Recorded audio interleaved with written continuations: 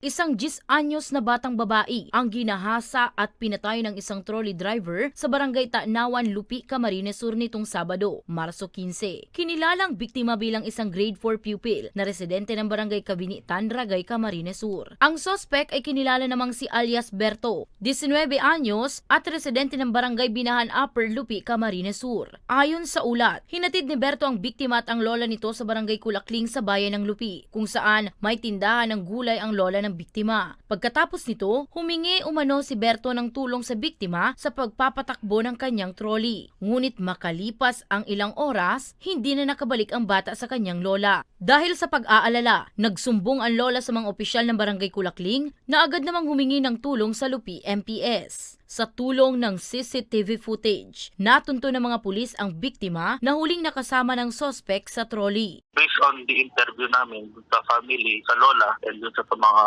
kamag-anak, is yung suspect po kasi is siya yung madalas na nasasakyan ng maglola every time na pumupunta from Ragay to Lupi using yung skater, yung trolley na sa release po. Yun po ang nasasakyan nila madalas. So, kung titignan po natin, familiar po yung suspect doon sa maglola dahil nga madalas nila yun yung operator nung skater na nasasakyan po nila every time na nagtatravel sila papunta ng barangay Kulakling and kapag umuwi po ng Ragay.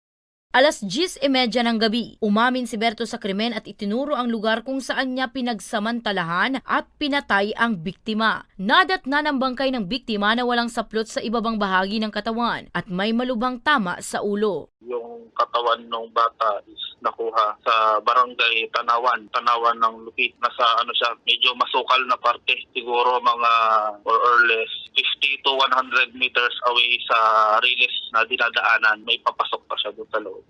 Kasalukuyang nakakulong sa Lupi MPS ang sospek at nahaharap sa kasong rape at homicide. Muli, nanawagan ng mga otoridad sa mga magulang na maging alerto sa kaligtasan ng kanilang mga anak. Para sa mga balitang Tatak Bicol, Danica Garcia.